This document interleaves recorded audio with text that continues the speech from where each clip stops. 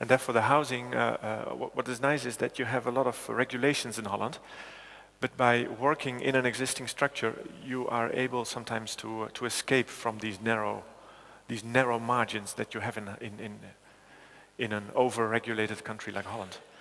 For example, these apartments are 5 meter 5 high, and therefore you're just not able to get in two stories.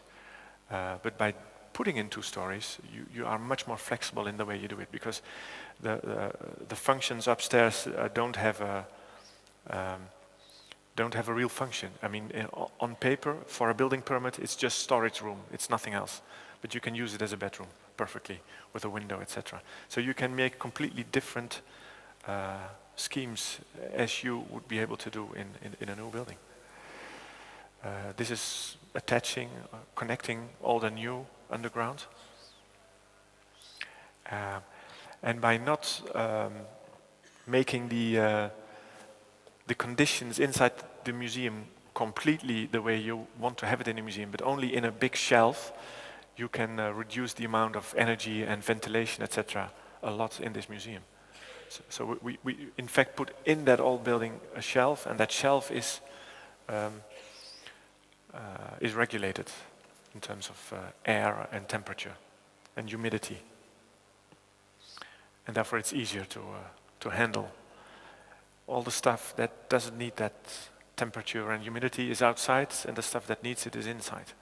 And by separating that, you get new approaches towards a museum.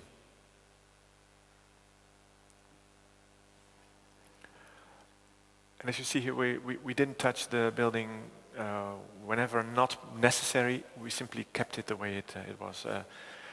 Most of the time, saving money is also saving material or saving energy or saving labor or whatever, and therefore sustainable. And to be honest, that's one of the few things that a Dutchman understands, saving money. Especially clients, developers. By using that argument, they always like you a lot.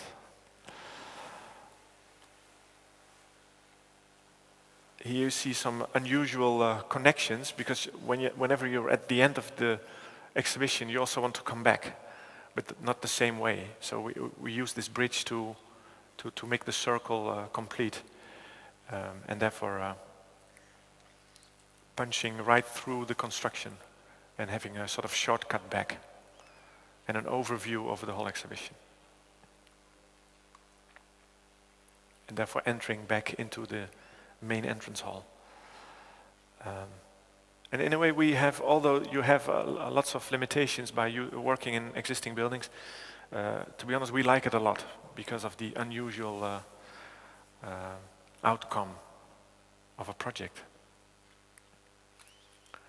And then this is in fact the only new part of the museum. It's the ground floor of the small tower where you have the entrance hall, and where in the future there will be a sort of introduction exhibition here, because at the moment they don't have the money for that. That will probably happen in about 2 or 3 years. But at least now you have a nice entrance hall. So reusing material, of course, is important. And although training worldwide, at least globally, training is one of the most important things to do for sustainable behavior.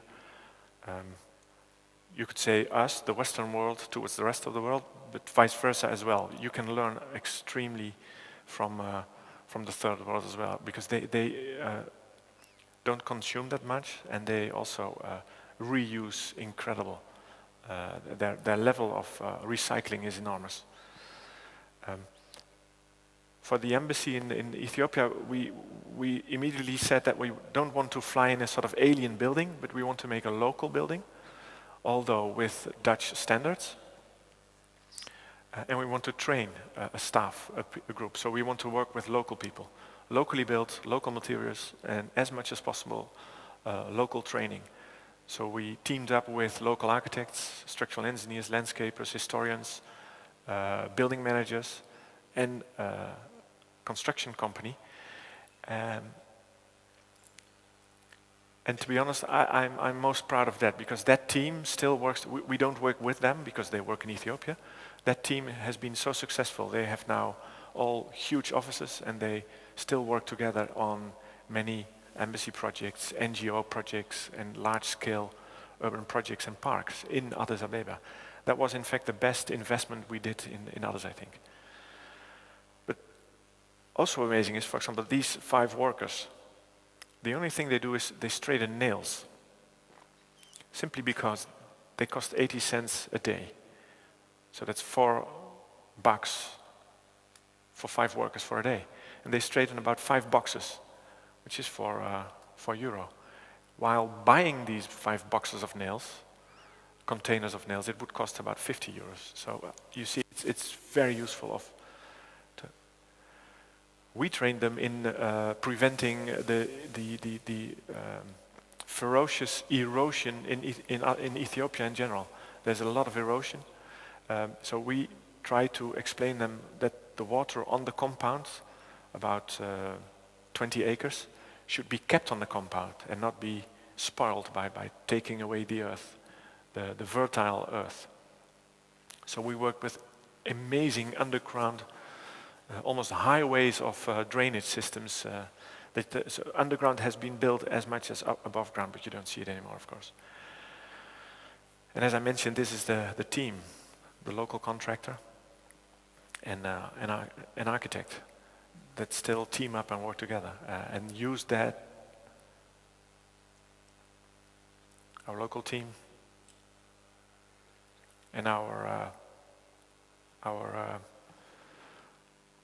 diplomatic pouch of 600 architectural books for the university. Those things have helped tremendously within Addis Ababa to give them the information that they like to have.